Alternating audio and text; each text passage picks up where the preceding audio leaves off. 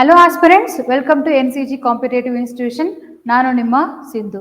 Welcome to today's Hindu newspaper analysis. ಇವತ್ತಿನ Hindu newspaper ಅಲ್ಲಿ ಯಾವುದೆಲ್ಲ ಇಂಪಾರ್ಟೆಂಟ್ ಆರ್ಟಿಕಲ್ಸ್ ನ ನೀವು ನಿಮ್ಮ ಎಕ್ಸಾಮ್ ಪರ್ಸ್ಪೆಕ್ಟಿವ್ ಗೆ ಕವರ್ ಮಾಡಬೇಕಪ್ಪ ಅಂತ ಹೇಳಿದ್ರೆ ಇದು 5 ಆರ್ಟಿಕಲ್ಸ್ ಗಳನ್ನ ನೀವು ಕವರ್ ಮಾಡಬೇಕು. ಸೊ ಒನ್ ಬೈ ಒನ್ ಏನಿದೆ ಈ ಆರ್ಟಿಕಲ್ಸ್ ಗಳಲ್ಲಿ ಮತ್ತೆ ನಮ್ಮ ಎಕ್ಸಾಮ್ ಪರ್ಸ್ಪೆಕ್ಟಿವ್ ಗೆ ನೀನು ಏನು ಓದಬೇಕು ಅದೆಲ್ಲದರ ಡೀಟೇಲ್ಸ್ ನಾವು ನೋಡ್ತಾ ಬರೋಣ. Okay, so today's first article is that first page ಅಲ್ಲಿ ಇರುವಂತದ್ದು Modi vows to protect farmers amid FTA negotiation with the USA. Okay, so our PM is saying that we will protect the farmers interest and also we will also negotiate the free trade agreement with USA ಅಂತ ಹೇಳ್ತಾ ಇದ್ದಾರೆ. And what is this, ಇದನ್ನ ಎಲ್ಲಿ ಹೇಳಿದ್ರು ಅದ್ರ complete back ground ನ ನಾವು ನೋಡ್ತಾ ಬರೋಣ. Okay, so yesterday Prime Minister Narendra Modi he attended MS Swaminathan Centenary International Conference in New Delhi. Okay, so there he emphasized about the welfare of the farmers remains the utmost priority of his government. So why he is saying that? So because of US putting tariff on India's goods and commodities.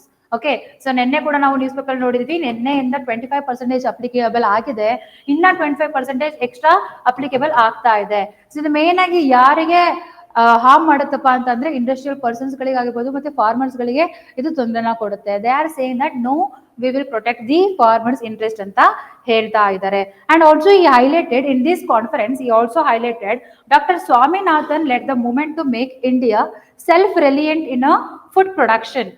And also he said that India is the world #1 producer of the milk, pulses and the jute. Okay, so this is important, updated data. India is the world largest producer of what and all? The milk, pulses and the jute. And he also stressed on the need to develop as many as varieties of climate resilient crops and focus on the heat resistant crop. ಇಲ್ಲಿ ನೀವು ನೋಡ್ತಾ ಇದ್ರೆ ಇದು ಯಾವ related ಇದೆ? GS3 ಅಲ್ಲಿ ಬರುವಂತಹ agriculture related topic ಇದು. ದೆನ್ ಇಲ್ಲಿ ಏನೇನ ನಾವು ನೋಟ್ ಮಾಡ್ಕೊಳ್ತಾ ಬರಬೇಕು? What is this MS Swaminathan centenary international conference ಏನಿದು, ಇದ್ರ ಬಗ್ಗೆ ತಿಳ್ಕೋಬೇಕು. And they highlighted MS Swaminathan, ಇವ್ರ ಬಗ್ಗೆನೂ ಕೂಡ ತಿಳ್ಕೋಬೇಕು. So MS Swaminathan is known as the father of green revolution. Then what is this green revolution, ನಮ್ಮ ಇಂಡಿಯಾದಲ್ಲಿ ಏನೇನು ಆಯ್ತು ಇದ್ರ ಬಗ್ಗೆ ಕಂಪ್ಲೀಟ್ ಡೀಟೇಲ್ಸ್ ಆಗ ನಾವು ಕೊಡ್ತಾ ಬರ್ತೀವಿ. ಫಸ್ಟ್ ನಾವು ಕಾನ್ಫರೆನ್ಸ್ ಬಗ್ಗೆ ನೋಡೋಣ. The conference name is MS Swaminathan centenary international conference. Okay, so ಇದು 3 ದಿನ ನಡೆಯುತ್ತಿರುವಂತ ಈವೆಂಟ್. ನಿನ್ನೆಯಿಂದ ನಡೀತಾ ಇದೆ, ನಾಳೆ ತನಕನೂ ಕೂಡ ಇರುತ್ತೆ. 7 to 9th of August at the Bharat Ratna C Subramaniam auditorium in new ಡೆಲ್ಲಿಯಲ್ಲಿ ನಡೀತಾ ಇರುವಂತದ್ದು. ದೆನ್ ಈ ಕಾನ್ಫರೆನ್ಸ್ ನ ಯಾರ್ಯಾರೆಲ್ಲ ಆರ್ಗನೈಸ್ ಮಾಡಿದಾರಪ್ಪ ಅಂತ ಹೇಳಿದ್ರೆ, it is jointly organised by MS Swaminathan research foundation and Ministry of Agriculture and Farmers Welfare, Indian Council of Agriculture Research, that is ICAR, and National Academy of Agriculture Science, NAAS, ನಾಸ್ ಅಂತ ನಾವು ಕರಿತೀವಿ. ಇದು 4 institutions ಗಳು collaborate ಆಗಿ held ಮಾಡಿರುವಂತಹ conference ಇದು. And ಈ ವರ್ಷನೇ ಫಸ್ಟ್ ಟೈಮ್ ಮಾಡ್ತಾ ಇರೋದು. And theme of this event ಏನಪ್ಪಾ ಅಂತ ಹೇಳಿದ್ರೆ, ever green revolution, the pathway to bio happiness. Okay, so the theme is important and the conference is important, where it is happening and which organizations is conducting it. All these things are important for your exam. Okay, then so the conference underscored the Dr. Swaminathan vision for the sustainable, inclusive and biodiverse agriculture. So that's the definition of the bio happiness. So ನಿಮ್ಮ exam ಅಲ್ಲಿ ಕೇಳ್ಬೋದು what is bio happiness. ಏನಾದ್ರೂ ಈ ತರ terms ಗಳು ಬಂದಾಗ ನೀವೇನ್ ಅನ್ಕೊಳ್ತೀರಾ, ಇದೇನಿದು ನಾನು ಓದೇ ಇಲ್ಲ, but it is there in our newspaper, current affairs ಗಳಲ್ಲಿ ಇರುತ್ತೆ, ಅಥವಾ ನ್ಯೂಸ್ ಅಲ್ಲಿ ಎಲ್ಲೋ ಹೈಲೈಟ್ ಮಾಡಿರ್ತಾರೆ, ಅದೆಲ್ಲವೂ ಕೂಡ ಇಂಪಾರ್ಟೆಂಟ್ ಆಗಿರುತ್ತೆ. So what is bio happiness? Bio happiness is nothing but the sustainable, inclusive and biodiverse agriculture is called as the bio happiness. ನಾವೇನಾದ್ರೂ ಕೂಡ sustainable and inclusive and biodiverse various type of varieties ಗಳನ್ನ ನಾವು agriculture ಬೆಳೆಯೋದ್ರಿಂದ ಏನಾಗತ್ತಪ್ಪ ಅಂತ ಹೇಳಿದ್ರೆ bio happiness ಸಿಗುತ್ತೆ. So we can maintain a good health of our earth ಅಂತ ಹೇಳ್ತಿದ್ದಾರೆ. That is called as the bio happiness. So remember the theme also, evergreen revolution, the pathway to happiness. So we will see what is evergreen revolution. ಅದಕ್ಕೂ ಮುಂಚೆ ನಾವು ಸ್ವಲ್ಪ MS Swaminathan ಅವ್ರ ಬಗ್ಗೆ ನೋಡ್ತಾ ಬರೋಣ. ಸೊ MS ಸ್ವಾಮಿನಾಥನ್ ಅವರ ಫುಲ್ ನೇಮ್ ಏನಪ್ಪಾ ಅಂತ ಹೇಳಿದ್ರೆ, ಮಣ್ಕೊಂಬು ಸಂಭಾಷಿವನ್ ಸ್ವಾಮಿನಾಥನ್. ಅವರ ಹುಟ್ಟಿದ ವರ್ಷ ಯಾವಾಗ? August 7, 1925 and died in September 28, 2023. And we know that he is known as the father of Indian Green Revolution. Okay, ಭಾರತದ ಹಸಿರು ಕ್ರಾಂತಿ ಪಿತಾಮಹ ಅಂತ ನಾವು ಇವ್ರನ್ನ ಕರಿತೀವಿ. And he is the geneticist and agriculture scientist. First introduced the high yield varieties of wheat in India. ನಮ್ಮ ಭಾರತದಲ್ಲಿ first hybrid variety of wheat ನ ಯಾರು ಇಂಟ್ರೊಡ್ಯೂಸ್ ಮಾಡಿದ್ರು? ಅದು ಸ್ವಾಮಿನಾಥನ್ ಅವರೇ. And he was former director general of Indian Council of Agriculture Research, that is ICAR, and International Rice Research Institute IRRI, ಇದೆರಡಲ್ಲೂ ಕೂಡ former director ಆಗಿದ್ರು. ಅಂಡ್ ಆಲ್ಸೋ ಈ played a key role in establishing a institution like National Bureau of Plant Genetic Resources and MS Swaminathan Research Foundation. Okay, ಇದೆರಡನ್ನೂ ಕೂಡ ಇವ್ರು ಏನ್ ಮಾಡಿದ್ರು? Establishment ಮಾಡಿದ್ರು when he was alive. Then he also emphasized not only on a green revolution, also on evergreen revolution. First of all, what is a green revolution? Green revolution ಇದು ಯಾವಾಗ start ಆಗಿದ್ದು? 1960s to 1970s period ಅಲ್ಲಿ ನಮ್ಮ ಇಂಡಿಯಾದಲ್ಲಿ start ಆಗುತ್ತೆ. ಇದು already world ಅಲ್ಲಿ ನಡೀತಾ ಇತ್ತು. ಸೊ ದೆನ್ ಆಫ್ಟರ್ ದಟ್ ಇಂಡಿಯಾದಲ್ಲಿ ಯಾವಾಗ ಅಡಾಪ್ಟ್ ಮಾಡ್ಕೊಂಡಿದ್ದು? 1960 to 1970s to increase the agriculture productivity using what and all? High yielding varieties of seed, chemical fertilizer, irrigation and pesticide mechanization. ಇದೆಷ್ಟನ್ನು ಕೂಡ ಯೂಸ್ ಮಾಡಿ ನಮ್ಮ ಇಂಡಿಯಾದಲ್ಲಿ ಏನ್ ಮಾಡಿದ್ರಪ್ಪ ಅಂದ್ರೆ ಪ್ರೊಡಕ್ಷನ್ ನ ಜಾಸ್ತಿ ಮಾಡಿದ್ರು.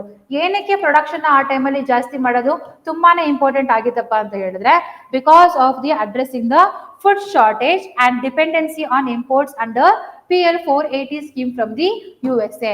ಸೊ USA ನಾವೇನ್ ಮಾಡ್ತಿದ್ವಿ? ನಮ್ಮ ಇಂಡಿಯಾದಲ್ಲಿ ಅವಾಗ ತಾನೇ ಇಂಡಿಪೆಂಡೆಂಟ್ ಆಗಿ ನಾವೆಲ್ಲ ಅವಾಗ ಏನ್ ಮಾಡ್ತೀವಿ? ಇಂಪ್ರೂವ್ ಆಗ್ತಾ ಇದ್ವಿ. ಸೊ ಫುಡ್ ಶಾರ್ಟೇಜ್ ತುಂಬಾನೇ ಇತ್ತು. ಇರುವಂತ ಪಾಪ್ಯುಲೇಷನ್ಸ್ಗೆ ಕರೆಕ್ಟ್ ಆಗಿ ಆಹಾರನ ಕೊಡಕ್ ಆಗ್ತಿರ್ಲಿಲ್ಲ. ಅದಕ್ಕೋಸ್ಕರ ಏನ್ ಮಾಡ್ತಿದ್ವಿ ನಾವು? ಬೇರೆ ದೇಶ, ಅದರಲ್ಲೂ ಕೂಡ ಮೇನ್ ಆಗಿ US ಇಂದ ಫುಡ್ ನ ಏನ್ ಮಾಡ್ತಿದ್ವಿ? ಇಂಪೋರ್ಟ್ ಮಾಡ್ಕೊಳ್ತಾ ಇದ್ವಿ. ಆದ್ರೆ ಅಲ್ಲಿ ಕೊಡ್ತಿರುವಂತಹ ಫುಡ್ ಗ್ರೇನ್ಸ್ ಏನಿತ್ತು ಅದೆಲ್ಲವೂ ಕೂಡ ಲೋ ಕ್ವಾಲಿಟೀಸ್ ಇತ್ತು. ಓಕೆ, ದೆನ್ ಏನ್ ಡಿಮ್ಯಾಂಡ್ ಇದೆಯೋ ಇಂಡಿಯನ್ ಮಾರ್ಕೆಟ್ ಅಲ್ಲಿ ಅದನ್ನ ಪೂರೈಸಕ್ ಆಗ್ತಾ ಇರ್ಲಿಲ್ಲ. ಅದಕ್ಕೋಸ್ಕರ ನಮ್ಮ ಅಗ್ರಿಕಲ್ಚರಲ್ ರೆವಲ್ಯೂಷನ್ ನಡೀತು. ನಾವು ಅದನ್ನ ಗ್ರೀನ್ ರೆವಲ್ಯೂಷನ್ ಅಂತ ಕರಿತೀವಿ. So main objective is to achieve the self sufficiency in the food grains, especially wheat and rice.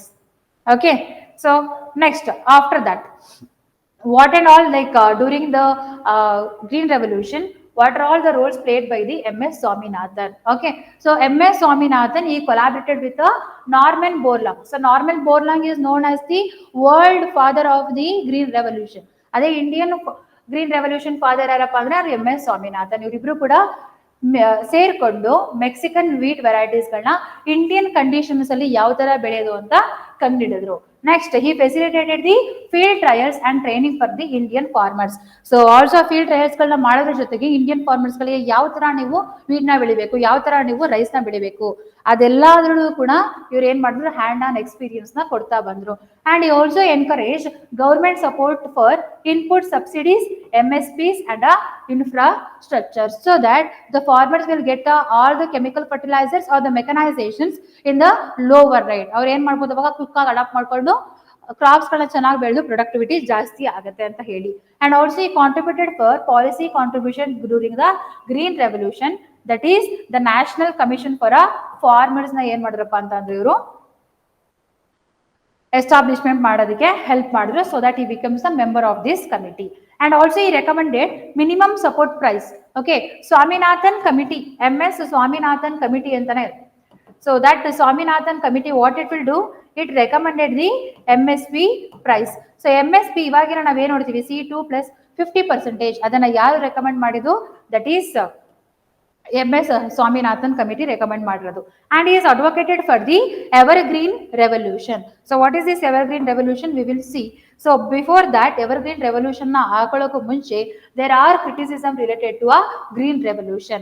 ಏನೇನೆಲ್ಲ ಕ್ರಿಟಿಸಿಸಮ್ ನ ನಾವು ನೋಡ್ತೀವಿ ಗ್ರೀನ್ ರೆವಲ್ಯೂಷನ್ ಅಲ್ಲಿ? Green revolution it is only specific to regions. ಹೇಳ್ಬೇಕಂತಂದ್ರೆ ಯಾವ್ಯಾವ ರೀಜನ್ಸ್ ಅಲ್ಲಿ ಡೆವಲಪ್ಮೆಂಟ್ ಆಯ್ತು? In first stage that is in Punjab, Haryana, western UP and southern ಅಲ್ಲಿ ಬಂದಾಗ ತಮಿಳುನಾಡು ಅಲ್ಲಿ ಅಷ್ಟೇ ಡೆವಲಪ್ಮೆಂಟ್ ಆಗಿದ್ದು. ಅಂಡ್ ಸೆಕೆಂಡ್ ಸ್ಟೇಜ್ ಅಲ್ಲಿ ನಾರ್ತ್ ಈಸ್ಟ್ ಇಂಡಿಯಾದಲ್ಲಿ ಅದನ್ನ ಡೆವಲಪ್ಮೆಂಟ್ ಮಾಡಬೇಕು ಅಂತ ಹೋದ್ರು, but it was a failure. So it was only constrained to a regional areas, not to all part of the India. And a second one, the environmental degradation.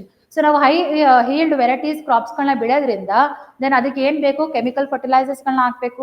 ಅದರಿಂದ ಏನಾಗ್ತಿತ್ತಪ್ಪ ಅಂತಂದ್ರೆ ಎನ್ವಿರಾನ್ಮೆಂಟ್ಗೆ ಹಾನಿ ಉಂಟಾಗ್ತಾ ಇತ್ತು, damage to a environment. And also it is destroying the wild varieties ಕ್ರಾಪ್ಸ್ಗಳನ್ನ destroys ಮಾಡ್ತಾ ಇತ್ತು. So that is the environmental degradation. And neglected crops, they are mainly focusing on the rice and wheat. What about other crops like a pulses, oil seeds, everything, adu kuda essential products galalva, ellanu kuda focus madilla. Only few products or a few crops they focus. And the inequality. Okay, so mainly the green revolution ಯಾರಿಗೆ benefit ಆಯ್ತಪ್ಪ ಅಂತಂದ್ರೆ large farmers ಗಳಿಗೆ benefit ಆಯ್ತು. Where as the 80% of the Indian farmers are small and marginal, less than 3 acre land ಇರುವಂತವರು, ಅವರಿಗೆಲ್ಲ ಏನಾಗ್ಲಿಲ್ಲ, ಇದರಿಂದ ಅಷ್ಟು ಬೆನಿಫಿಟ್ ಆಗಲಿಲ್ಲ. So these are all the criticism we will see related to a green revolution. Then from this, Swaminathan gave the idea of the evergreen revolution. That is the Swaminathan's vision. What is this evergreen revolution? That is defined as the productivity improvement in a perpetuity without ecological and social harm. ನಾವು ಯಾವ ತರ crops ಗಳನ್ನ ಬೆಳಿಬೇಕಪ್ಪ ಅಂತ ಹೇಳಿದ್ರೆ ಆ crops ಗಳಲ್ಲಿ productivity higher healed ಕೂಡ ಬರಬೇಕು, ಮತ್ತೆ ಯಾವುದೇ ತರದ ಎಕಲಾಜಿಕಲ್ ಡ್ಯಾಮೇಜ್ ಕೂಡ ಆಗಬಾರ್ದು, ಸೋಷಿಯಲ್ ಡ್ಯಾಮೇಜ್ ಕೂಡ ಆಗಬಾರ್ದು, ಎಲ್ಲಾರನ್ನು ಕೂಡ ಇನ್ಕ್ಲೂಡ್ ಮಾಡಬೇಕು. ಹಾಗೆ there should be a minimal ecological damage. So what and all for this to adopt the evergreen revolution, he advocated for organic and a natural farming. Okay, ಜೈವಿಕ ಅಗ್ರಿಕಲ್ಚರ್ನ ಇವರು promote ಮಾಡಿದ್ರು. Climate resilient crops ಗಳನ್ನ adapt ಮಾಡ್ಕೊಳ್ಳೋದಕ್ಕೆ ಹೇಳಿದ್ರು. Water harvesting ಟೆಕ್ನಾಲಜಿನ adapt ಮಾಡ್ಕೊಳ್ಳೋಕೆ ಹೇಳಿದ್ದಾರೆ. Then agro ecology and women empowerment in farming. Okay, so he emphasised on these thing. ನಾವು ಇದನ್ನ ಏನಂತ ಕರಿತೀವಿ, ಎವರ್ ಗ್ರೀನ್ ರೆವಲ್ಯೂಷನ್ ಅಂತ ಕರಿತೀವಿ. ಸೊ ಐ ಹೋಪ್ ನಿಮ್ಗೆ ಕಂಪ್ಲೀಟ್ ಆಗಿ Swaminathan and green revolution, evergreen revolution ಇದ್ರ ಬಗ್ಗೆ ಕಂಪ್ಲೀಟ್ ಐಡಿಯಾ ಸಿಕ್ತು ಅಂತ ಅನ್ಕೊಳ್ತೀನಿ. ನೆಕ್ಸ್ಟ್, ಈ ಪ್ರೋಗ್ರಾಮ್ ಅಲ್ಲಿ international conference MS Swaminathan centenary international conference ಅಲ್ಲಿ ಏನೇನೆಲ್ಲ ಕೀ ಹೈಲೈಟ್ಸ್ ಗಳಿದೆ ಅಂತ ನಾವು ನೋಡ್ತಾ ಬರೋಣ. ಸೊ ಫಸ್ಟ್ ಕೀ ಹೈಲೈಟ್ಸ್ ಏನಪ್ಪಾ ಅಂತ ಹೇಳಿದ್ರೆ, one is it is inaugurated by Prime Minister Narendra Modi. Okay, so he is inaugurated this conference. It is happening for the first time in India. Then second one, commemorative honors, and they are honoring to whom? Dr. Swaminathan. Okay, commemorative coins and a stamp were released in the name of the doctor Swaminathan. ಅವರು ನಾವು contribute ಮಾಡೋದಕ್ಕೆ ನಾವೇನ್ ಮಾಡ್ತೀವಿ, ಅವರಿಗೊಂದು commemoration ನ ಕೊಡ್ತಿದೀವಿ. New global award, very very important for your examination. The new global award ಇದನ್ನ ಯಾರು ಕೊಡ್ತಾರೆ ಅಥವಾ ಯಾವ ಈವೆಂಟ್ ಅಲ್ಲಿ ಕೊಟ್ರು? So you should know that ಇದನ್ನ ಎಲ್ಲಿ ಯಾವ ಇವೆಂಟ್ ಅಲ್ಲಿ ಕೊಟ್ಟಿರುವಂತದ್ದು, MS Swaminathan centenary international conference in the new ಡೆಲ್ಲಿಯಲ್ಲಿ ಕೊಟ್ಟಿರುವಂತದ್ದು. So MS Swaminathan award for the food and peace, it is also known as MS Swaminathan award for the food and peace in collaboration with the TWAS was launched to recognize individuals from developing nations. Idu kuda important. Individual from which nation? Developing nation, not developed nation. Are the underdeveloping nation. Developing nations ಅಲ್ಲಿ ಇರುವಂತಹ individuals, if they are contributing to food security, climate justice and peace. ಯಾವ್ದು? Food security, climate justice and peace. ಇವರಿಗೆ ಯಾವ award ಕೊಡ್ತಾರೆ? New global award. It is also known as the MS Swaminathan award for the food and peace. So first award, the new global award ನ ಯಾರಿಗೆ ಕೊಡ್ತಿದಾರಪ್ಪ ಅಂತ ಹೇಳಿದ್ರೆ ನರೇಂದ್ರ ಮೋದಿ ಅವರಿಗೆ ಕೊಡ್ತಾ ಇದ್ದಾರೆ ಈ ಸರಿ. ಸೊ ಈ ಇಸ್ ದ ಇನಾಗ್ರೇಟರ್, ಅವರೇ ಇನಾಗ್ರೇಟ್ ಮಾಡಿರೋದು. ಹಾಗೇನೆ ಈ ಸರಿ ಅವಾರ್ಡ್ ಕೂಡ ಯಾರೇ ಕೊಡ್ತಿದ್ದಾರೆ? ಮೋದಿ ಅವರಿಗೆ ಕೊಡ್ತಾ ಇದ್ದಾರೆ. Because will promote the sustainable food crops are a sustainable agriculture. He is emphasizing on the food security. So that is why they are giving to him. And launch of In Search of Bio-Happiness. Okay, so that's the book, In Search of the Bio-Happiness. That is the edition of Dr. Swaminathan's visionary book, In Search of Bio-Happiness was unveiled. Blueprint organizing the conservation, agriculture and community prosperity. They are mainly focusing on these things. And next one, fifth one, Delhi Declaration. Tomorrow, okay, so tomorrow they are going to adopt the Delhi Declaration. 2025 Delhi Declaration was adopted, endorsing global commitment to sustainable agriculture, biodiversity and equitable development in its spirit. Okay, so they are mainly focusing on what? Commitment to a sustainable agriculture na ಮಾಡಬೇಕು, biodiversity na maintain ಮಾಡಬೇಕು, ಹಾಗೇನೆ equitable ಎಲ್ಲರೂ ಕೂಡ development ಸಿಗಬೇಕು ಅನ್ನೋದ್ರ ಬಗ್ಗೆ focus ಮಾಡಿದ್ದಾರೆ. That is the Delhi declaration of 2025. ಇದನ್ನು ಕೂಡ ನಿಮ್ಮ ಎಕ್ಸಾಮ್ ಅಲ್ಲಿ ಕೇಳ್ಬೋದು. ಓಕೆ, ಅಂಡ್ ಸೆಷನ್ ಹೈಲೈಟ್ಸ್ ಅಲ್ಲಿ ಬಂದಾಗ ಇಲ್ಲಿ ಸೆಂಟ್ರಲ್ ಗವರ್ಮೆಂಟ್, ಸ್ಟೇಟ್ ಮಿನಿಸ್ಟರ್ಸ್ ಗಳಾಗಿರ್ಬೋದು, ನೀತಿ ಆಯೋಗ್ಸ್ chair member professor Ramesh Chand ಆಗಿರ್ಬೋದು, ಇವರೆಲ್ಲರೂ ಕೂಡ ಏನ್ ಮಾಡಿದ್ರಪ್ಪ ಅಂತಂದ್ರೆ they were focusing on the small holder empowerment, ecological sustainability and food nutrition security. And also they are focusing on the academic and the policy focus. ಏನ್ ಮಾಡ್ಬೇಕಪ್ಪ ಅಂತ ಹೇಳಿದ್ರೆ ಸ್ಮಾರ್ಟ್ ಅಗ್ರಿಕಲ್ಚರ್ ಟೆಕ್ನಾಲಜೀಸ್ ಗಳನ್ನ, ರೀಜನರೇಟಿವ್ ಫಾರ್ಮಿಂಗ್ ನ, climate resilience and inclusive livelihood ನ ಏನ್ ಮಾಡ್ಬೇಕು, ನಮ್ಮ ಪಾಲಿಸೀಸ್ ಗಳಲ್ಲಿ ನಾವು ಅಡಾಪ್ಟ್ ಮಾಡ್ಕೋಬೇಕು. So that the farmers will get a more benefit and also we can secure the food. All these things they are highlighted. Okay, so this is about the conference and MS Swaminathan Green Revolution and Evergreen Revolution. Okay, so ಯಾರೆಲ್ಲರೂ ಕೂಡ topic ಅರ್ಥ ಆಗಿದೆಯೋ ಈ ಕ್ವಶನ್ಗೆ answer ಮಾಡಿ, ನಿಮ್ಮ ಆನ್ಸರ್ನ ನಮಗೆ comment ಮಾಡಿ ತಿಳಿಸಿ. Evergreen Revolution is a term associated with organic farming in an arid region. Option B, sustainable increase in the agriculture productivity. Option C, forest generation in a tropical zone. Option D, double cropping of the food grain. So what's the right option? ನಮಗೆ comment ಮಾಡಿ ತಿಳಿಸಿ. And is related one more mains question is also there. Discuss the contributions of the MS Swaminathan in the transformation of the Indian agriculture through the Green Revolution. So you have to discuss about his contribution. ನಾವು already discuss ಮಾಡಿದ್ವಿ, ಅದೇ points ಗಳನ್ನ ಬರಿಬಹುದು. Then how did his vision of Evergreen Revolution different from the original Green Revolution? Green Revolution ಗೆ compare ಮಾಡಿದ್ರೆ how the Evergreen Revolution is differ, ಅದನ್ನು ಕೂಡ ನೀವು points ನ ಬರಿಬೇಕು. So this is for 250 words, 15 mark. Okay, then ಹಾಗೇನೆ guys ನಮ್ಮ current affairs analysis ನಾವೇನ್ ಮಾಡ್ತಿದ್ದೀವೋ ಇದರ ಕನ್ನಡ ಹಾಗೂ ಇಂಗ್ಲಿಷ್ ವರ್ಷನ್ ಎರಡೂ ಕೂಡ ನಮ್ಮ ಟೆಲಿಗ್ರಾಮ್ ಚಾನಲ್ ಅಲ್ಲಿ ಅವೈಲಬಲ್ ಇದೆ. Okay, so NCG competitive institution ಅಂತ ನೀವು ಸರ್ಚ್ ಮಾಡಿದ್ರೆ ನಿಮಗೆ ಟೆಲಿಗ್ರಾಮ್ ಚಾನಲ್ ಅಲ್ಲಿ PDF ಸಿಗುತ್ತೆ, ಅದನ್ನ ಡೌನ್ಲೋಡ್ ಮಾಡಿ ಒಂದ್ಸರಿ ಓದಿ. Okay, so that will help you. Next second one is Indian economy perfectly balanced. ನೆನ್ನೆ ನಾವ್ ಏನ್ ನೋಡಿದ್ವಿ, MPC ಬಗ್ಗೆ ನೋಡಿದ್ವಿ, ಮಾನಿಟರಿ ಪಾಲಿಸಿ ಕಮಿಟೀಸ್ ಬಗ್ಗೆ ನೋಡಿದ್ವಿ. ಅವ್ರು ಏನೇನೆಲ್ಲ ಹೇಳಿದ್ದಾರೆ ಇದ್ರ ಬಗ್ಗೆ ಎಲ್ಲವೂ ಕೂಡ ಕಂಪ್ಲೀಟ್ ಆಗಿ ನಾವು ನೋಡಿದ್ವಿ. And in today's articles the writer is saying the Indian economy is perfectly balanced. ಏನಿದು ಅಂತ ನೋಡ್ತಾ ಬರೋಣ. So the article critics the Goldilocks economy narrative presented by the government, which claims India's economy is just right with moderate growth, low inflation and a prudent fiscal management. So the Goldilocks economy ಅಂತಂದ್ರೆ ಏನಪ್ಪಾ ಅಂತ ಕೇಳಿದ್ರೆ, so the Goldilocks economy is nothing but just right economy. What is this just right economy? Not too hot, that means it is not causing the inflation, or not too cold, it is not even causing the recession. ಆ ಕಡೆ complete ಆಗಿ inflation ಕೂಡ ಆಗ್ತಿಲ್ಲ, ಈ ಕಡೆ recession ಆಗ್ತಿಲ್ಲ, balanced ಆಗಿ ಇದೆ. ಆ ತರ ಬ್ಯಾಲೆನ್ಸ್ಡ್ ಆಗಿರುವಂತ ಎಕನಾಮಿನ ನಾವೇನಂತ ಕರಿತೀವಪ್ಪ ಅಂತಂದ್ರೆ ಗೋಲ್ಡಿಲಾಕ್ ಎಕನಾಮಿ ಅಂತ ಕರಿತಿದೀವಿ. And writer is your critiquing that, so is really Indian economy is the Goldilocks economy? But so we are also seeing that there are challenges are there, like what? Rising the inequality and a stagnant real wages and limited benefits for the poor and the middle class. So what and all we are seeing, inequality ಜಾಸ್ತಿ ಆಗ್ತಿದೆ ನೋಡ್ತಾ ಇದೀವಿ, ಮತ್ತೆ real wages ಏನ್ ಸಿಗ್ತಾ ಇದೆಯೋ ಜನಗಳಿಗೆ ಅದೆಲ್ಲವೂ ಕೂಡ ಏನಾಗಿದೆ, ಸ್ಟಾಗ್ನೆಂಟ್ ಆಗಿದೆ. ಪ್ರೈಸ್ ಏನಾಗ್ತಾ ಇಲ್ಲ, ಜಾಸ್ತಿ ಅಂದ್ರೆ ಸ್ಯಾಲರಿ ಅವರಿಗೆ ಜಾಸ್ತಿ ಸಿಗ್ತಾ ಇಲ್ಲ. Limited benefits for the poor and the middle class. Main ಆಗಿ ಇಲ್ಲಿ ಯಾರಿಗೆ ಬೆನಿಫಿಟ್ ಸಿಗ್ತಿದೆ, ರಿಚ್ ಪೀಪಲ್ಸ್ಗೆ, ಅಪ್ಪರ್ ಕ್ಲಾಸ್ ಪೀಪಲ್ಸ್ಗೆ ಬೆನಿಫಿಟ್ ಸಿಗ್ತಿದೆ, not to poor and the middle one. So ಇದ್ರ ಬಗ್ಗೆ ಏನ್ ಮಾಡಿದಾರಪ್ಪ ಅಂತಂದ್ರೆ, giving the data, he analyse everything.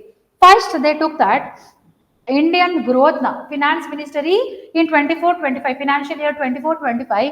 So India's GDP growth ಎಷ್ಟಿದೆ, 7.6% ಇದೆ.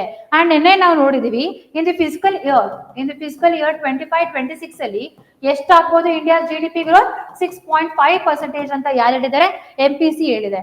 ಲಾಸ್ಟ್ ಇಯರ್ ಎಷ್ಟಿತ್ತು, 7.6%. And also the finance minister highlighted that the controlled inflation, it is 4.6%. Yesterday we saw that the inflation should be between the 4% plus or minus 2%. So it is now balanced 4.6% ಅಲ್ಲಿ ಇದೆ. Then a fiscal deficit is also reduced. The fiscal deficit is reduced to 5.1% ಅಂತ ಹೇಳಿದ್ದಾರೆ. But it is misleading when we view it from the perspective of the common household. Common household perspective ಅಲ್ಲಿ ನೋಡಿದ್ರೆ, ground reality ನೋಡಿದ್ರೆ ಅಲ್ಲಿ different ಆಗಿದೆ ಅಂತ ಹೇಳ್ತಾ ಇದ್ದಾರೆ. Okay, so we will see what is that common household perspective ಅಲ್ಲಿ ಏರಳೆಲ್ಲ ಇದೆ. The first one, the stagnant real wages and the inflation.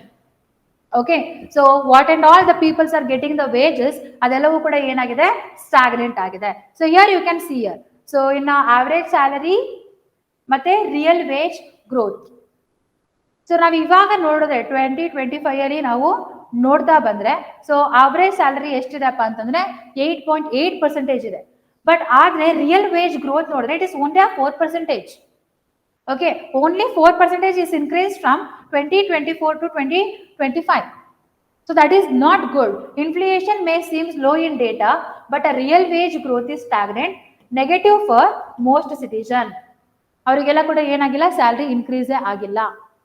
Okay, they are getting the low salary. ಅವ್ರು ಎಷ್ಟು ವರ್ಕ್ ಮಾಡ್ತಿದಾರೋ ಅಷ್ಟಿಗೆ ಅವರಿಗೆ ಕರೆಕ್ಟ್ ಆದ ರೀತಿಯಲ್ಲಿ ಏನ್ ಸಿಗ್ತಾ ಇಲ್ಲ, ಸ್ಯಾಲರಿ ಸಿಗ್ತಾ ಇಲ್ಲ. And CPI is also moderate, but there is a food inflation is high. If the food inflation is high, let's take in the view of the common people only. Okay, if you are earning, let's take 10,000 rupees, food price, food inflation ಅಂದ್ರೆ ಏನು, sudden rising the price of the commodities. ಹಣ ದುಬ್ಬರ sudden ಆಗಿ ಏನಾಗುತ್ತೆ, prices ಎಲ್ಲವೂ ಕೂಡ rice ಆಗುತ್ತೆ. ನಾವು ಅದನ್ನ ಇನ್ಫ್ಲೇಷನ್ ಅಂತ ಕರಿತೀವಿ. ಫುಡ್ ಅಲ್ಲಿ, ಆಹಾರ ಬೆಳೆಗಳಲ್ಲಿ ಇನ್ಫ್ಲೇಷನ್ ಆದ್ರೆ ಅದನ್ನೇನಂತ ಕರಿತೀವಿ, ಫುಡ್ ಇನ್ಫ್ಲೇಷನ್ ಅಂತ ಕರಿತೀವಿ. If you are earning 10,000 rupees, then 5,000 rupees per month food commodities ಗಳನ್ನ ಪರ್ಚೇಸ್ ಮಾಡೋದಕ್ಕೆ ಹೋದ್ರೆ ಉಳ್ಕೊಳ್ಳೋದು ಎಷ್ಟು, 5,000. ಓಕೆ, ನಾನು 5,000ದಲ್ಲಿ ಏನೇನೆಲ್ಲ ಮಾಡೋಕ್ಕಾಗತ್ತೆ, ಮನೆ ಖರ್ಚುಗಳು, ಬೇರೆ ಬೇರೆ ಖರ್ಚುಗಳೆಲ್ಲ ಇರಲ್ವಾ. ಸೊ ಇವನ್ ದೋ ದೇರ್ ಅರ್ನಿಂಗ್ ಏನಾಗ್ತದಪ್ಪ ಅಂತ ಹೇಳಿದ್ರೆ ಅವರ ಪರ್ಚೇಸಿಂಗ್ ಪವರ್ ಏನಾಗ್ತದೆ, ಎರೋಡ್ ಆಗ್ತಾ ಇದೆ. ಯಾರಿಗೆ, ಮೇನ್ ಆಗಿ ಪುವರ್ ಪೀಪಲ್ಗೆ ಅಂತ ಹೇಳ್ತಾ ಇದ್ದಾರೆ. Okay, so this is the chart which shows wages are not kept in a phase with the inflation, especially post COVID-19 ಅನ್ನೋದನ್ನ ಈ ಚಾರ್ಟ್ ಅಲ್ಲಿ ತೋರಿಸ್ತಾ ಇದ್ದಾರೆ. And second one, rising inequality. Okay, this is Gini coefficient. Gini coefficient ಏನ್ ಮಾಡುತ್ತಪ್ಪ ಅಂತಂದ್ರೆ ಇನ್ಇಕ್ವಾಲಿಟಿನ ಹೇಳ್ತಾ ಬರುತ್ತೆ. Okay, so in Gini coefficient that values is between the 0 and 1. So if it is going near to the 1, ಏನಾಗುತ್ತಪ್ಪ ಅಂತಂದ್ರೆ it is showing the inequality is very very high. ಅಕಸ್ಮಾತ್ 0 ಹತ್ರ ಇತ್ತು ಅಂತ ಹೇಳಿದ್ರೆ ಏನಾಗುತ್ತೆ, ಇನ್ಇಕ್ವಾಲಿಟಿ ಕಡಿಮೆ ಇರದೆ ಅಂತ ನಾವು ನೋಡ್ತಾ ಬರ್ತೀವಿ. So the inequality increasing post tax income. Okay, so ಯಾವಾಗ GST ನೆಲ್ಲವೂ ಕೂಡ ಇಂಟ್ರೊಡ್ಯೂಸ್ ಮಾಡಿದ್ರು, ಮತ್ತೆ ಟ್ಯಾಕ್ಸ್ ರೆಗ್ಯುಲೇಷನ್ಸ್ ಗಳೆಲ್ಲ ಕೂಡ ತುಂಬಾನೇ ಕಂಟ್ರೋಲ್ ವೇಲಿ, ಸ್ಟ್ರಿಕ್ಟ್ ವೇಲಿ ಮಾಡಕ್ ಸ್ಟಾರ್ಟ್ ಮಾಡಿದ್ರು, ಅವಾಗಿಂದ ಏನಾಗ್ತದೆ, ಈ ಇನ್ಇಕ್ವಾಲಿಟಿ ಇನ್ನ ಜಾಸ್ತಿ ಆಗ್ತಾ ಇದೆ ಅಂತ ಹೇಳ್ತಾ ಇದ್ದಾರೆ. The rich have benefited disproportionately from the growth and asset price booms, where as the poor people, okay, the lower income group struggles with the essentials. The rich people, they are growing and also they are purchasing more assets, whereas the lower income groups, they are even struggling to purchase the essentials ಅಂತ ಇಲ್ಲಿ highlight ಮಾಡಿದ್ದಾರೆ. So ನೀವೇನು year on year Guinea coefficient ಅನ್ನು ನೋಡ್ತಾ ಬಂದ್ರೆ ಇದೇನಾಗ್ತಾ ಇದೆ, 4.39 ಇತ್ತು 2021 ಅಲ್ಲಿ, ಅಲ್ಲಿಂದ 0.435 ಆಗಿದೆ. ದೆನ್ 2023 ಅಲ್ಲಿ 0.42 ಆಗಿದೆ. So that is also highest. So that means it is showing that the inequality still there in India ಅಂತ ಹೇಳ್ತಾ ಇದ್ದಾರೆ. And fiscal constant. So fiscal constant ಅಲ್ಲಿ ಬಂದಾಗ ಏನೆಲ್ಲ ನೋಡ್ತೀವಿ ನಾವು, ಫಿಸ್ಕಲ್ ಡೆಫಿಸಿಟ್ ಆಗಿರ್ಬೋದು, ರೆವೆನ್ಯೂ ಡೆಫಿಸಿಟ್ ಆಗಿರ್ಬೋದು. Okay, so all these things, effective revenue deficit and primary deficit, ಇದೆಲ್ಲವೂ ಕೂಡ ಕಡಿಮೆ ಆಗ್ತಾ ಇದೆ from year on year. Okay, so if you are seeing in 2024-2025 financial year 2024-2025, our fiscal deficit is 4.8%. Then the revenue deficit is 1.9, then a primary deficit is 1.3 and effective revenue deficit is 1. And in this budget ಅಲ್ಲಿ ಈ ಸರಿ estimate ಮಾಡುವಂತದ್ದು financial year 25-26 ಅಲ್ಲಿ ಎಷ್ಟೆಷ್ಟೆಲ್ಲ ಆಗ್ಬೋದಪ್ಪ ಅಂತ ಹೇಳಿದ್ರೆ, the fiscal deficit should reduce to 4.8 ಇಂದ 4.4 ಗೆ ಹೋಗುತ್ತೆ. ದೆನ್ ರೆವೆನ್ಯೂ ಡೆಫಿಸಿಟ್ 1.9 ಇಂದ 1.5 ಗೆ ಹೋಗುತ್ತೆ. Then primary deficit 1.3 in the 0.8 and the effective revenue deficit from 1 to 0.3 ಹೋಗುತ್ತೆ ಅಂತ ಎಸ್ಟಿಮೇಟ್ ಮಾಡಿದ್ದಾರೆ. So even though we are reducing the fiscal deficit, but ಏನಾಗ್ತದಪ್ಪ ಅಂತ ಹೇಳಿದ್ರೆ still the India's government spending is very very low for socio economic development. Socio economic development ಏನ್ ಮಾಡ್ತಿದಾರಪ್ಪ ಅಂತ ಹೇಳಿದ್ರೆ ಕಡಿಮೆ ಇನ್ವೆಸ್ಟ್ಮೆಂಟ್ ಮಾಡ್ತಾ ಇದ್ದಾರೆ. And it will affect home, it will affect the middle income and poor income people only. Okay, so especially ಯಾವ್ದ್ರಲ್ಲಿ effect ಆಗುತ್ತೆ, health sector ಅಲ್ಲಿ ಆಗಿರ್ಬೋದು, ಎಜುಕೇಶನ್ ಆಗಿರ್ಬೋದು, ಇನ್ಫ್ರಾಸ್ಟ್ರಕ್ಚರ್ ಅಲ್ಲಿ ಆಗಿರ್ಬೋದು, ಇದೆಲ್ಲರಲ್ಲೂ ಕೂಡ ಅವರಿಗೆ ಎಫೆಕ್ಟ್ ಆಗುತ್ತೆ ಅನ್ನೋದನ್ನ ಈ ಚಾರ್ಟ್ ಅಲ್ಲಿ ಹೈಲೈಟ್ ಮಾಡಿ ರೈಟರ್ ಹೇಳ್ತಾ ಇದ್ದಾರೆ.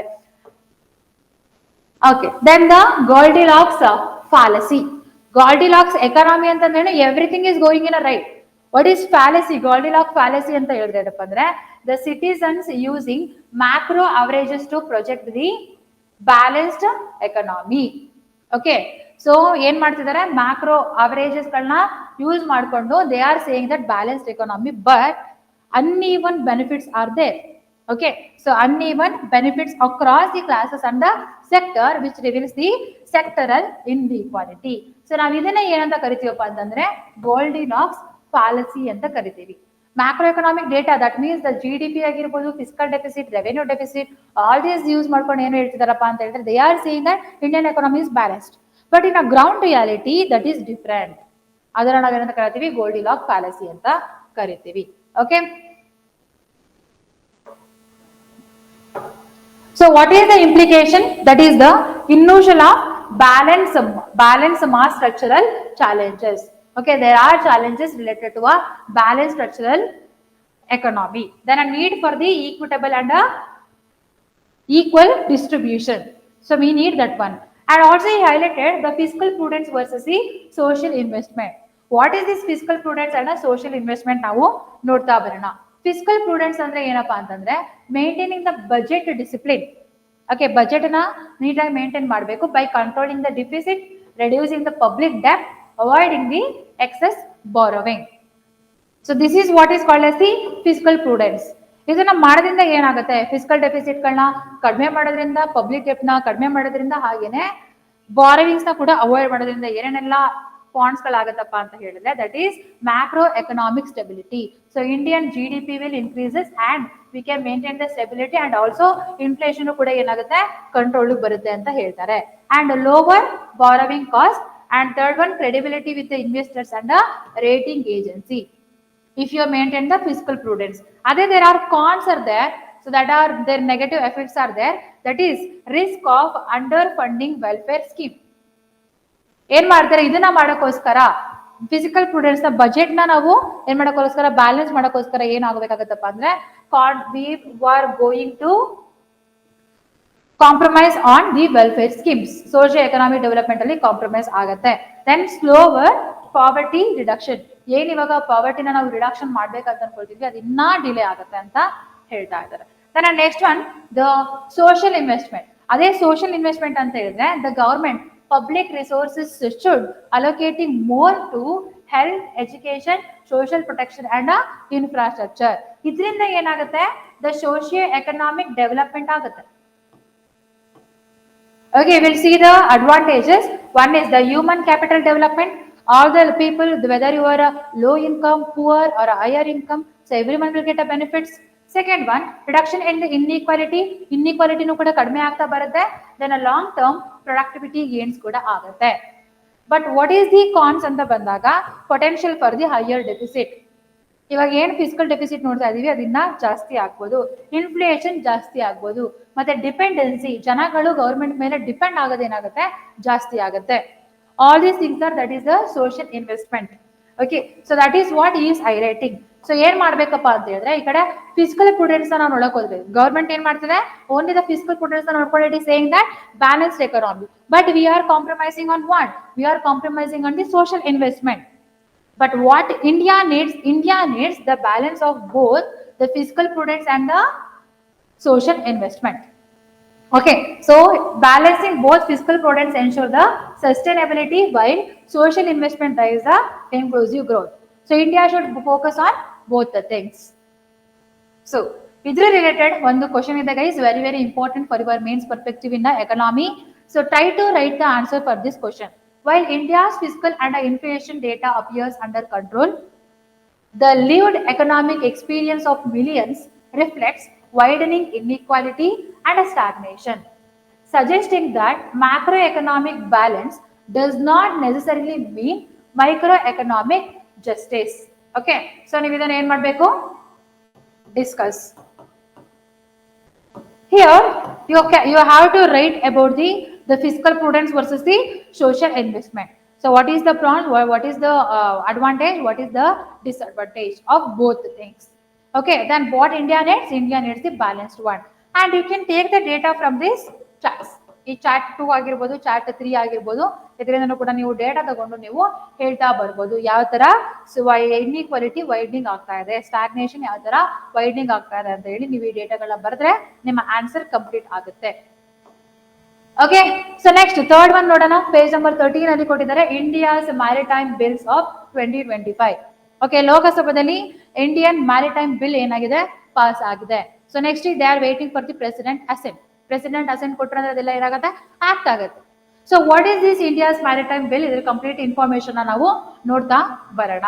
Okay, so India's maritime bills 2025, it replacing outdated colonial laws with a modern frameworks to boost the efficiency, global compliance and a maritime trade. So we are replacing all the colonial laws. So many things in Indian laws change. Colonial laws gಳೆಲ್ಲ ಏನಿದೆ ಅದನ್ನೆಲ್ಲ ನಾವು change ಮಾಡ್ಕೊಂಡಿದ್ದೀವಿ. So this maritime bill, what it will do? It will boost the efficiency, global compliance and maritime trade ನ ಇದು ಬೂಸ್ಟ್ ಮಾಡುತ್ತೆ. ಈ bill ಅಲ್ಲಿ ಬಂದಾಗ, ಇಂಡಿಯಾಸ್ ಮ್ಯಾರಿಟೈಮ್ ಬಿಲ್ ಅಲ್ಲಿ ಬಂದಾಗ almost there are 5 bills were there. Okay, 5 bills are there. ಅದರಲ್ಲಿ ಬಂದು 2024 ಅಲ್ಲೇ ಅಡಾಪ್ಟ್ ಮಾಡ್ಕೊಂಡಿದ್ರು. ಸೊ ಅದು ಯಾವ್ದಪ್ಪ ಅಂತ ಹೇಳಿದ್ರೆ that is Merchant shipping bill 2024. ಇನ್ನೆಲ್ಲವೂ ಕೂಡ ಈ ವರ್ಷ 2025 ಅಲ್ಲಿ ಅಡಾಪ್ಟ್ ಮಾಡ್ಕೊಂಡಿರುವಂತದ್ದು. ಅದನ್ನು ಕೂಡ ಕೇರ್ಫುಲ್ ಆಗಿ ನೋಡಿ. Merchant Shipping Bill, it replaces Merchant Shipping Act of 1958, a fragmented and outdated law with 561 section. ಇದನ್ನ replace Merchant Shipping Act ನ ಯಾವ್ದ್ರಿಂದ replace ಮಾಡಿದ್ದಾರೆ, the Merchant Shipping Bill of 2024, and a new bill has 16 parts and 325 clauses. ಅದರಲ್ಲಿ ಎಷ್ಟಿತ್ತು, 561 sections were there, and in the new one we have 16 parts and 325 clauses which aligning with International Maritime Convention, enhancing the safety and the environmental protection, safer welfare and reducing the compliance burden. Okay, so that's the highlight of the Merchant Shipping Bill 2024. Next one, Carriage of Goods by Sea Bill 2025. And a Carriage of Goods by Sea Bill 2025, it is replacing the Carriage of Goods by Sea Act 1925. 1925. Okay, ಅವಾಗಿನ British ಅವರು ನಮ್ಮ ದೇಶದಲ್ಲಿ ಇದ್ರು. It aims to modernise and clarify the carriage of the goods via maritime routes, streamline process like a bills of lading, centralize the powers of the government, digitalize the procedures and enhance the transparency and competitiveness. So ಮುಂಚೆ ಏನೆಲ್ಲವೂ ಕೂಡ ವರ್ಕ್ಗಳು paper work ಅಲ್ಲಿ ಆಗ್ತಿತ್ತು, ಅದನ್ನೆಲ್ಲವೂ ಕೂಡ complete ಆಗಿ digitisation ಮಾಡ್ತಿದ್ದಾರೆ. ಹಾಗೇನೆ goods ಎಲ್ಲ carry ಮಾಡುವಂತ ವೆಹಿಕಲ್ಸ್ ಗಳನ್ನ ಮಾಡರ್ನೈಸ್ ಮಾಡೋದಕ್ಕೆ ಫೋಕಸ್ ಮಾಡ್ತಾ ಇದೆ. ಯಾವ bill, carriage of goods by the sea bill 2025. And a third one, bills of lading bill 2025. So what is this bills of lading 2025 ಅಂತ ಹೇಳಿದ್ರೆ, it is simplify the shipping documentation, transfers rights of the suit clearly to concises and endorses compliance with the global trade norms and strengthens the ease of doing business through the user friendly framework.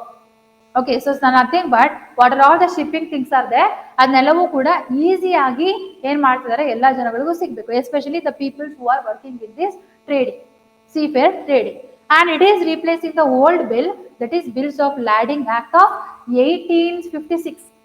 1856 ಇದ್ದಂತಹ act ನ ಏನ್ ಮಾಡ್ತಿದೆ, replace ಮಾಡ್ತಾ ಇದೆ. Okay, next one, fourth bill ಯಾವ್ದಪ್ಪ ಅಂತಿದ್ರ ಕೆಳಗಡೆ, Indian ports bill 2025. So this Indian Ports Bill, it is replacing the Indian Ports Act of 1908. ಅದು ಕೂಡ colonial era the bill. It is consolidating the fragmented port law. So now it is very very important under the Indian Port Bill, guys. So what is that? They are establishing state maritime boards, not central maritime board, it's a state maritime boards for efficient governments of the non-major ports and maritime state development council at the national level. National level ಅಲ್ಲಿ ಏನು development ಮಾಡ್ತಿದ್ದಾರೆ? Maritime state development council. Whereas in a states, they are they are establishing the state maritime boards. And they are also focusing on what? Non-major ports. So ನಮಗೆಲ್ಲ ಗೊತ್ತು, there are 13 major ports are there. Then almost 120 plus major ports ಅಥವಾ minor ports are there. ಅದ್ರ development ಕೂಡ ನೋಡ್ಕೊಳ್ಳೋದಕ್ಕೆ ಅಂತ ಏನ್ establishment ಮಾಡ್ತಿದ್ದಾರೆ? The state maritime board ನ ಡೆವಲಪ್ಮೆಂಟ್ ಮಾಡ್ತಾ ಇದ್ದಾರೆ. And for the national level it's a maritime state development council. It introduces the provisions for pollution management, disaster response, safety, tariff transparency, disputes adjudication and streamlining the regulation. Okay, so pollution, water pollution control ಮಾಡೋದಾಗಿರ್ಬೋದು, disaster response ಆಗಿರ್ಬೋದು, then transport ಅಲ್ಲಿ ಬಂದಾಗ ಟ್ಯಾರಿಫ್ಗಳನ್ನ ಕಡಿಮೆ ಮಾಡೋದಾಗಿರ್ಬೋದು, then ಏನಾದರೂ dispute ಆದ್ರೆ ನಮ್ಮ port ಮತ್ತೆ ನಮ್ಮ ಶಿಪ್ಸ್ಗಳು ನಮ್ಗೆ ಬರುವಂತ ಕಾರ್ಗೋಸ್ಗಳಲ್ಲಿ ಮತ್ತೆ ಬೇರೆ ದೇಶ ಜೊತೆ ಏನಾದ್ರು ಡಿಸ್ಪ್ಯೂಟ್ ಆದ್ರೆ ಅದನ್ನು ಕೂಡ ಸಾಲ್ವ್ ಮಾಡುವಂತಹ ಎಲ್ಲಾ ಕಮಿಟ್ಮೆಂಟ್ಸ್ಗಳನ್ನು ಕೂಡ ಈ ಇಂಡಿಯನ್ ಪೋರ್ಟ್ಸ್ ಬಿಲ್ ಅಲ್ಲಿ ಇಂಟ್ರೊಡ್ಯೂಸ್ ಮಾಡಿದ್ದಾರೆ. Next and last one, coastal shipping bill 2025. It is focusing on the cargo movement along with India's coastline. So ನಮ್ಮ ಇಂಡಿಯಾಸ್ ಕೋಸ್ಟ್ ಲೈನ್ ಏನ್ ನೋಡ್ತೀವಿ, ಆಲ್ಮೋಸ್ಟ್ 11,000 ಕಿಲೋಮೀಟರ್ ರೀಸೆಂಟ್ಲಿ ಅಪ್ಡೇಟೆಡ್. ಅಲ್ಲಷ್ಟನ್ನು ಕೂಡ cargo movement ಗಳನ್ನ enhancement ಮಾಡೋದಕ್ಕೆ to secure supply chains and modernizing the legal framework for the coastal maritime trade aligned with ease of doing business norms. Okay, so complete ಆಗಿ ನಮ್ಗೆ ಏನ್ ಸಿಗ್ಬೇಕು? Security ಸಿಗ್ಬೇಕು. ಅದ್ರ ಜೊತೆಗೇನೆ ಅಲ್ಲಿರುವಂತಹ ಎಲ್ಲಾ ಕೋಸ್ಟ್ ಲೈನ್ ಕೂಡ ನಾವು ಮಾಡರ್ನ್ ಟೆಕ್ನಾಲಜಿ ಯೂಸ್ ಮಾಡಿ ಅದನ್ನ ಡೆವಲಪ್ಮೆಂಟ್ ಮಾಡಬೇಕು. ಇದ್ರ ಬಗ್ಗೆ ಫೋಕಸ್ ಮಾಡ್ತಾ ಇದ್ದಾರೆ. Okay, so this is about the maritime bill 2025. This is also very very important guys. ಇದರಲ್ಲಿ ಏನೇನೆಲ್ಲ ಇದೆ? 5 ಬಿಲ್ಗಳನ್ನ ನಾವು ನೋಡ್ತಾ ಬಂದಿದ್ದೀವಿ. So first one is Merchant Shipping Bill 2024 and the second one is Carriage of the Goods by the Sea Bill 2025, Bills of Lading Bills 2025, and next one Indian Ports Bill 2025, and the fifth one Coastal Ship Bill 2025. Okay, so what are all the significance of this bill anta bandaga? The significance is logistic overall and a maritime trade modernization. Logistic ಮತ್ತೆ maritime trade ನ ಏನ್ ಮಾಡ್ತಿದೀವಿ ನಾವು? Modernisation ಮಾಡ್ತಾ ಇದೀವಿ. And we are ready to give, already we are giving the global competitiveness. And ಇನ್ನ ಏನಾಗತ್ತಪ್ಪ ಅಂದ್ರೆ ಗ್ಲೋಬಲ್ ಕಾಂಪಿಟೇಟಿವ್ನೆಸ್ ಜಾಸ್ತಿ ಆಗುತ್ತೆ. And second one, emphasising on maritime safety, environmental safeguarding and alignment with international maritime convention. So we are also focusing the maritime safety and environmental protection aligned with what? International laws. Okay, next up, these bills transform maritime legal infrastructure from colonial era relics to a contemporary globally compliant system. ಹಳೇದ್ ಯಾವುದೋ ಬಿಲ್ಸ್ಗಳನ್ನ ಅಥವಾ ಹಳೇದ್ ಏನು process ಇತ್ತು, ಹಳೇದ್ ಏನ್ technology ಇತ್ತು ಅದನ್ನೆಲ್ಲ ಬಿಟ್ಟು ಇವಾಗ at present ಗ್ಲೋಬಲ್ಗೆ ಏನ್ ನೀಡಿದೆಯೋ ಅದ್ರ ಬೇಸಿಸ್ ಮೇಲೆ ನಾವು ಬಿಲ್ಸ್ಗಳನ್ನ adapt ಮಾಡ್ಕೊಂಡಿದೀವಿ. Okay, then we are also giving the federal structure reforms like these two. One is the state maritime board ಆಗಿರ್ಬೋದು, maritime state development council ಆಗಿರ್ಬೋದು. ಇದೆರಡರ ಜೊತೆ ಏನ್ ಮಾಡ್ತಿದಪ್ಪ ಅಂತ ಹೇಳಿದ್ರೆ, there is going to a center and a state relationship. This center will give the coordination to a state, and also state is also coordinate with the center through these boards. So what it will do? It will enhance the federalism in India. In federalism, what? In a maritime sector. Next one, it enhances the India's potential as shipping hub, strengthening the maritime diplomacy. Okay, so it will also boost the strategic boost in the maritime and protection through a pollution control and a disaster response. What it will do? It will enhance the environmental government. So that is the significance of this bill. Okay, so based on this, one of the main question is there. So try to answer to this question. The maritime bills passed in 2025 mark a significant shift from colonial era framework to a modern maritime government. Okay, ಹಳೆದ್ರಿಂದ ಹೊಸದಾಗಿ ನಾವು modern maritime governance ಗೆ adapt ಮಾಡ್ಕೊಳ್ತಾ ಇದೀವಿ. Discuss the key features and the implications of these reforms with respect to federalism and institutional coordination. First, you have to discuss about the key features of this bill and you have to tell about the implications. Implication in what the federalism and institutional coordination ಅಲ್ಲಿ ಏನೆಲ್ಲ ಆಗ್ತಿದೆ ಅಂತ ಹೇಳಿ ನೀವು ಬರೀಬೇಕು. Okay, try to write an answer to this question. 10 mark 150 words ಅಲ್ಲಿ ಬರೀರಿ. Next which is related to international relation. Then ನಾವು 3 ದಿನನೂ ಕೂಡ ನೋಡ್ತಾ ಬರ್ತಿದೀವಿ ಇಂಡಿಯನ್ ನ್ಯೂಸ್ ಪೇಪರ್ ಅಲ್ಲಿ, that is related to the India's US conflict about the tariff. The US government is putting tariff on tariff.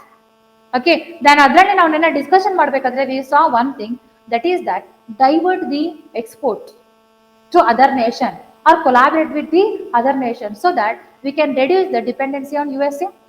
So ಅದಕ್ಕೆ ನಿನ್ನೆ 2 important ಇವೆಂಟ್ಸ್ಗಳು ಆಗಿದೆ. One thing is that the PM Modi and Brazilian president's agree to enhance the cooperation in India's various sectors. Okay, so India and Brazil ಎಲ್ಲ ಅದು ಕೂಡ ಅಮೆರಿಕದಲ್ಲಿ ಇರುವಂತಹ ಒಂದು ದೇಶ. ಓಕೆ, ಸೌತ್ ಅಮೆರಿಕದಲ್ಲಿ ಅಲ್ಲೇನ್ ಮಾಡ್ತಿದ್ವಿ, we are now enhancing a cooperation in a various sectors. ಯಾವ್ಯಾವ ಸೆಕ್ಟರ್ಸ್ಗಳಲ್ಲಿ? So cooperation in trade, technology, energy, defence, agriculture, health and people to people ties. Even the Brazilian peoples, they are interested, and Brazil is also part of the global south, and it is also a developing nation. So our problems are same. So the Brazil and India are now they are ready to enhance the cooperation in the various sectors. Okay, ಇದು ನಿನ್ನೆ ನಡೆದಿರುವಂತ event. Okay, so next ಏನಾಗುತ್ತಪ್ಪ ಅಂತ ಹೇಳಿದ್ರೆ India and Brazil strategic partnership, ಇದನ್ನು ಕೂಡ ಏನಾಗುತ್ತೆ ಮುಂದೆ ಆಗುತ್ತೆ ಅಂತ ಹೇಳ್ತಾ ಇದ್ದಾರೆ. Next after this Indo Russian NSS national security agent finalise the Putin's India visit, focus on the expansion of defence and counter terror ties. ನಿನ್ನೆ ಏನಾಗಿದೆ ಅಂತ ಹೇಳಿದ್ರೆ NSA national security agent that is Ajit Doval, ಇವರು ಎಲ್ಲಿದ್ದಾರಪ್ಪ ಅಂತ ಹೇಳಿದ್ರೆ ರಷ್ಯಾಕ್ಕೆ ಹೋಗಿದ್ದಾರೆ. And he is speaking with the Russian counterpart. And Indian Russia the relationship ಏನಿದೆಯೋ ಅದನ್ನ ಸ್ಟ್ರಾಂಗ್ ಆಗ್ತಾ ಇದೆ. And Putin is also promised to come to India. ನಾನು ಏನ್ ಮಾಡ್ತೀನಿ, ಇಂಡಿಯಾಗೆ ಬಂದು ವಿಸಿಟ್ ಮಾಡ್ತೀನಿ, so we will have a talk ಅಂತ ಹೇಳಿ ಏನ್ ಮಾಡಿದ್ದಾರೆ, ಗ್ರೀನ್ ಸಿಗ್ನಲ್ಸ್ ಗಳನ್ನ ಕೊಟ್ಟಿದ್ದಾರೆ. So the key highlight is that the strategic dialogue to strengthen the relationship between the India and Russia strategic partnership. ನಾನು ನಿನ್ನೆನೂ ಕೂಡ ಹೇಳಿದ್ದೀನಿ, ಸ್ಟ್ರಾಟಜಿಕ್ ಅಂತ ಬಂದಾಗ it is not just a talk. So it includes what? It includes the economic development, defense ಆಗಿರ್ಬೋದು, technology adoption ಆಗಿರ್ಬೋದು, then people to people development, human development ಆಗಿರ್ಬೋದು. ಇದೆಲ್ಲ ಓವರ್ ಆಲ್ ಆಗಿದ್ರೆ ನಾವೇನಂತ ಕರಿತೀವಿ, ಅದನ್ನ ಸ್ಟ್ರಾಟಜಿಕ್ ಡೆವಲಪ್ಮೆಂಟ್ ಅಂತ ಕರಿತೀವಿ. And a second highlight is that secure the official confirmations of the Putin's visit. Okay, so Ukraine conflict ಆದ್ಮೇಲೆ ವ್ಲಾದಿಮಿರ್ ಪುತಿನ್ ಅವರು ಏನ್ ಮಾಡಿಲ್ಲ, ಇಂಡಿಯಾಗೆ ವಿಸಿಟ್ ಮಾಡಿಲ್ಲ. After the Ukraine conflict, Russia Ukraine conflict, this is the first time. So he gave a signal that he will come to India and we will have a negotiation, significant diplomatic milestone. Then agenda of the talks main agi they talked a bit talks to defense cooperation ಆಗಿರಬಹುದು, then energy security ಆಗಿರಬಹುದು, and expanding counter terrorism collaboration. ಇದು 3 ಬಗ್ಗೆ ಅವರು ನೆನ್ನೆ focus ನ ಮಾಡಿದ್ದಾರೆ. And global context and strategic autonomy ಅಲ್ಲಿ ಬಂದಾಗ they are saying that India's imports, especially the oil, intensifying the trade tension. India's engagement with Russia during this period signals its commitment to maintaining the strategic autonomy and balancing the ties amidst shifting geopolitics. What does this mean? So even though US is threatening us by putting a tariff on tariff, and it is saying that even if you are not coordinating in EU ಅಲ್ಲೂ ಕೂಡ ಏನಾಗುತ್ತಪ್ಪ ಅಂತಂದ್ರೆ ನಿಮ್ಮ ಮೇಲೆ tariff ಆಗ್ತಾರೆ ಅಂತ ನಮ್ಗೆ ಏನ್ ಮಾಡ್ತಿದ್ದಾರೆ, ಬೆದರಿಸ್ತಾ ಇದ್ದಾರೆ. But still India is what it is doing, it is trying to have a very good relationship with Russia. It is showing our autonomy. ನಮ್ಮ ಫಾರಿನ್ ಪಾಲಿಸಿ ಏನಿದೆ that is our autonomy. We will do our own thing, we won't listen to anyone. Okay, ಸ್ವಾಭಿಮಾನನ ಮತ್ತೆ ನಮ್ಮ ಅಟಾನಮಿನ ಮತ್ತೆ ನಮ್ಮ foreign ಪಾಲಿಸಿನ ಇದು highlight ಮಾಡಿ ತೋರಿಸುತ್ತೆ. Okay, and India's main foreign interest policy ಅಲ್ಲಿ ಬಂದಾಗ it will protect the Indians people's interest, not on other countries interest. ಅದು ತುಂಬಾ ಇಂಪಾರ್ಟೆಂಟ್ ಆಗಿರುವಂತ ಪಾಯಿಂಟ್, ಇದನ್ನು ಕೂಡ ನೆನಪಲ್ಲಿ ಇಟ್ಕೊಡಿ. So why this the Brazilian president ಜೊತೆ ಮೋದಿ ಅವರು ಮಾತಾಡೋದಾಗಿರ್ಬೋದು, ಮತ್ತೆ ಅಜಿತ್ ದೋವಲ್ ಅವರು ರಷ್ಯಾಕ್ಕೆ ಹೋಗಿರೋದಾಗಿರ್ಬೋದು. Why it is very very significant, why it is matter to us. So one is it will show our international relations and the strategic autonomy. It reinforces Russia's and India's partnership across the domains. Okay, ಇನ್ನ various domains ಅಲ್ಲೂ ಕೂಡ ನಾವೇನ್ ಮಾಡ್ತೀವಿ, collaboration ಮಾಡ್ಕೊಳ್ತೀವಿ. And the energy security and economic diplomacy. Energy security is very, very important. Whatever US can speak, but energy security for India is very important. And a geopolitical significance. Okay, so what is that? It is like India and ಏನ್ ಮಾಡ್ಬೋದಪ್ಪ ಅಂತಂದ್ರೆ, it can also play a role in Russia Ukraine war ಅಲ್ಲಿ ಕೂಡ roll ನ play ಮಾಡಿ ಅದನ್ನ ಇನ್ನ ಕಡಿಮೆ ಮಾಡ್ಬೋದು, ಅಥವಾ ಸೀಸ್ ಫೈರ್ಗೆ ಏನಾಗ್ಬೋದು, ನೆಕ್ಸ್ಟ್ ಏನೇನ್ ಮಾಡ್ಬೇಕು ಅದನ್ನೆಲ್ಲ ಕೂಡ ಇಬ್ರು ಸಹ ಮಾಡ್ಕೋಬಹುದು. So that is the why this relationship is very, very matter to us. Okay, so ನೆನ್ನೆ ನಾವು ಮೇನ್ಸ್ ಕ್ವಶನ್ ಡಿಸ್ಕಸ್ ಮಾಡಿದ್ವಿ ರಿಲೇಟೆಡ್ ಟು ಇಂಟರ್ನ್ಯಾಷನಲ್ ರಿಲೇಷನ್. ಅದರಲ್ಲಿ ಏನ್ ಮಾಡಿ, ಈ ಪಾಯಿಂಟ್ಸ್ ಗಳು ಕೂಡ ಆಡ್ ಮಾಡ್ಕೊಳ್ಳಿ, so that it will enhance your answer. Okay, so ಇಷ್ಟು ಈ 5 ಆರ್ಟಿಕಲ್ಸ್ ನೀವು ಇವತ್ತಿನ ಹಿಂದೂ ನ್ಯೂಸ್ ಪೇಪರ್ ಅಲ್ಲಿ ಕವರ್ ಮಾಡಬೇಕಾಗಿರುವಂತ articles. You must read these articles and make a note of it. Then ಇದೇ ತರ ಪ್ರತಿದಿನ ನ್ಯೂಸ್ ಪೇಪರ್ ಅನಾಲಿಸಿಸ್ ಜೊತೆ ನಾನು ನಿಮ್ಮ ಮುಂದೆ ಬರ್ತೀನಿ, ಏನೇನು ಟಾಪಿಕ್ ಇದೆ ಡಿಸ್ಕಸ್ ಮಾಡ್ತೀನಿ. ಓಕೆ, ಸೊ ನಮ್ಮ ಕ್ಲಾಸಸ್ ಹೇಗೆ ಅನಿಸ್ತದೆ ಅಂತ ಹೇಳಿ ನೀವು ನಮಗೆ ಕಮೆಂಟ್ ಮಾಡಿ ತಿಳಿಸಿ. ಹಾಗೇನೆ ಆಸ್ಪಿರೆಂಟ್ಸ್, ನಮ್ಮ NCG ಕಾಂಪಿಟೇಟಿವ್ ಇನ್ಸ್ಟಿಟ್ಯೂಷನ್ ಅಲ್ಲಿ UPSC, KPSC, SSC, ಬ್ಯಾಂಕಿಂಗ್ ಇದರ ಎಲ್ಲರ ಕೋರ್ಸಸ್ಗಳು ಅವೈಲೇಬಲ್ ಇದೆ. ಹಾಗೇನೆ ಆನ್ಲೈನ್, ಆಫ್ಲೈನ್, ರೆಕಾರ್ಡೆಡ್ 3 ಕೂಡ ಕ್ಲಾಸಸ್ಗಳಿದೆ, ಟೆಸ್ಟ್ ಸೀರೀಸ್ಗಳಿದೆ. ಸೊ ಯಾರೆಲ್ಲರೂ ಕೂಡ ಇಂಟ್ರೆಸ್ಟ್ ಇದ್ದೀರಾ, ಕೆಳಗಡೆ ಡಿಸ್ಕ್ರಿಪ್ಷನ್ ಅಲ್ಲಿ ಕಾಣಿಸಿರುವಂತಹ ನಂಬರ್ಗೆ ಕಾಲ್ ಮಾಡಿ ತಿಳಿಸಿ, ಅಥವಾ ನಮ್ಮ ಆಫ್ಲೈನ್ ಬ್ರಾಂಚ್ ವಿಜಯನಗರದಲ್ಲಿದೆ, ಒಂದು ಸರಿ ಬಂದು ವಿಸಿಟ್ ಮಾಡಿ ಕೋರ್ಸಸ್ಗೆ ಜಾಯಿನ್ ಆಗಿ ನಿಮ್ಮ ಎಕ್ಸಾಮ್ ಪ್ರಿಪರೇಷನ್ ಚೆನ್ನಾಗಿ ಮಾಡಿ ಎಕ್ಸಾಮ್ಸ್ ನ ಬೇಗ ಬೇಗ ಕ್ಲಿಯರ್ ಮಾಡಿ.